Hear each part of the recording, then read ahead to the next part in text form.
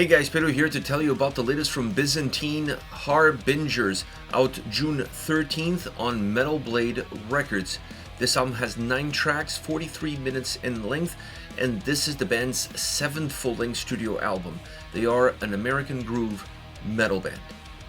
Now, from an album design point of view, this album is an album. It's really built for the overall experience that the listener will get from it.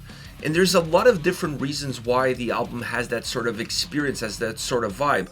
Obviously, one of them is the way the songs are put together and the nuances that go into building a very steady track listing. And then the other is definitely a sense of consistency as far as the sound is concerned.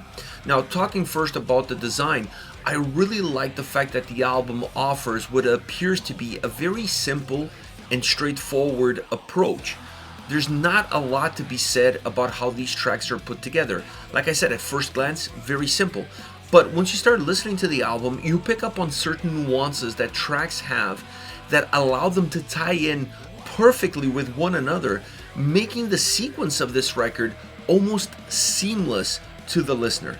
You dive into this album, you almost forget that you're listening to the record because you're just engulfed in it, and next thing you know, the album is over. That sort of seamless movement from track to track shortens or gives you a sense of a shortened length, and that to me is always a great sign of a great album, when you've been listening to it for 43 minutes and feels like it's only been 23. So great record design that really enhances all of the great qualities that this album has. Now moving on into the other aspect, which is the sound. First of all, let me say that the sound consistency on this record is something that I hadn't really seen from Byzantine in recent memory. Now, I feel like this album has a completely different approach sound-wise, even though the DNA of the band and the influences behind the band are exactly the same as in previous records.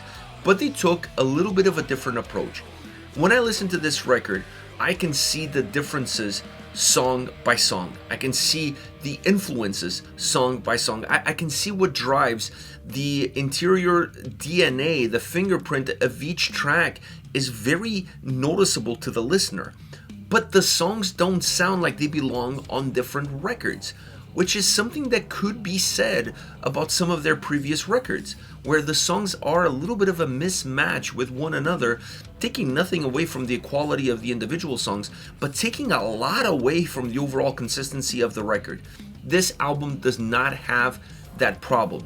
Regardless if a track is a little bit more groovier or heavier in that groove, or if it has more of a progressive vibe to some of the main key portions of the track, the guitar sound overall, and therefore the sound of the song overall, stays very consistent in its output.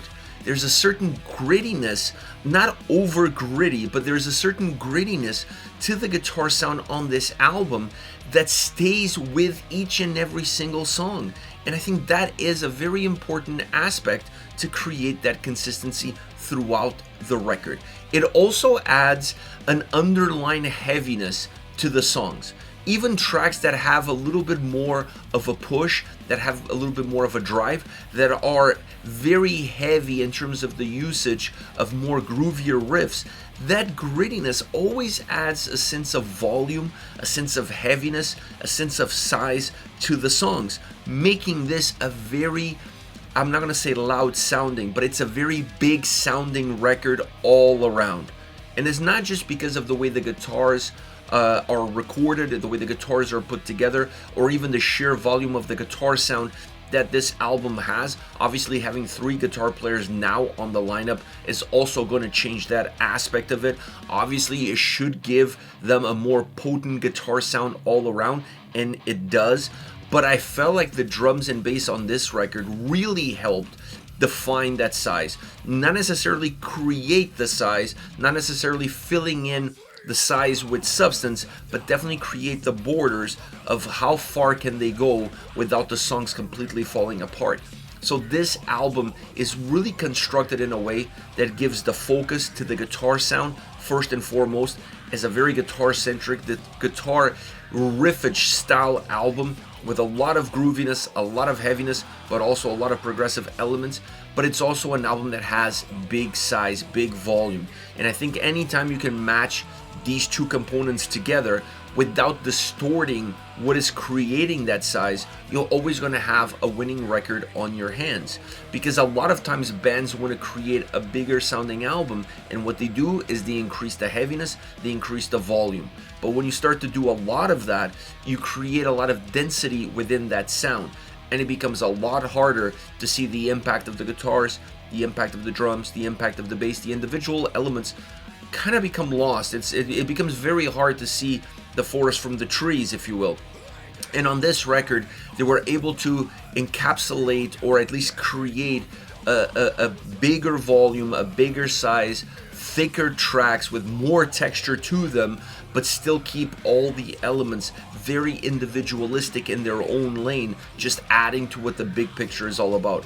And I honestly feel like the key result of that is definitely having 3 guitar players allows them to do that, but also having a great drum combo of sound that fills in the bottom end, allowing those guitars to sit up top and have more of a direct impact on how you feel towards the songs. And then going back to what I said originally, when you add that sense of consistency in terms of what their sound is, regardless of what the influences are, you start to really define what the record is supposed to be all about.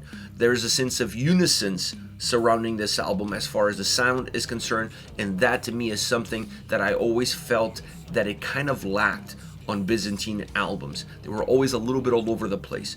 This album is definitely more focused.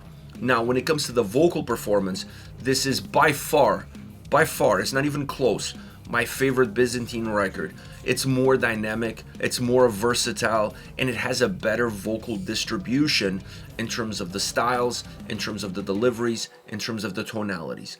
I think this album becomes not just a great big sounding record musically, but it becomes a big sounding record vocally, because you're able to infuse a lot more emotion. You're able to infuse even, you could go as far as to say, some atmosphere into the songs, into what defines these songs, obviously encapsulating that emotion and bringing it to life.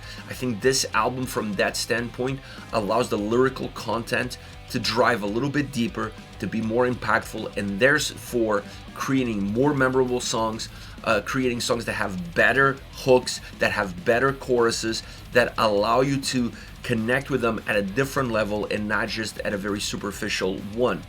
Put it all together, it's definitely my favorite record by Byzantine. I think this is the most complete album that they've ever released. It's really top to bottom a record. And it's a record that has a sense of purpose, it has an idea, it has goals, it defines them, it presents them. It doesn't feel like it's all over the place. It feels like there was a complete shift. There's a guideline. This is where we want, and this is how we're gonna get there. And not necessarily trying to create songs that are great on an individual basis, but have very lack or have a pretty much a lack of character when it comes to how you put them together on the same album. This record covers all of those bases and then some. As far as favorite songs are concerned, I have to start off with which I think should have been the first single of this record, A Place We Cannot Go. This is my favorite song on the entire album. It's my favorite song musically, it's my favorite song vocally, it's my favorite song lyrically. It's just an absolute banger of a track. It's super groovy, it's super heavy, the vocals are insanely good on this song. One of the most emotionally driven songs on a vocal standpoint, in terms of the dynamics that they offer, in terms of the movement that they give, but also how much they infuse into the existing sound, into the existing melodies, at times feeling very haunting. It's a perfect combo of where the sound is and where the vocals are taking it.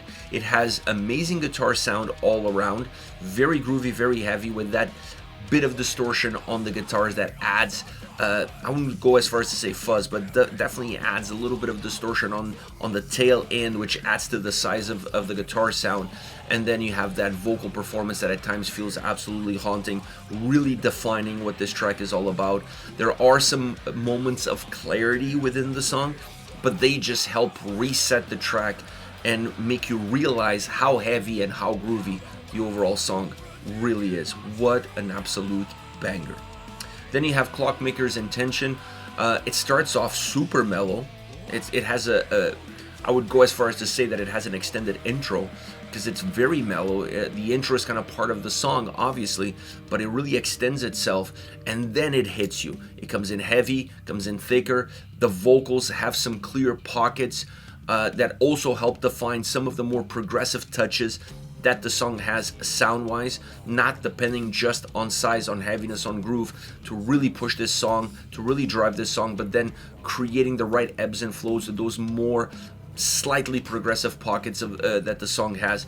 That to me is really important in order to create the right ebbs and flows throughout the track.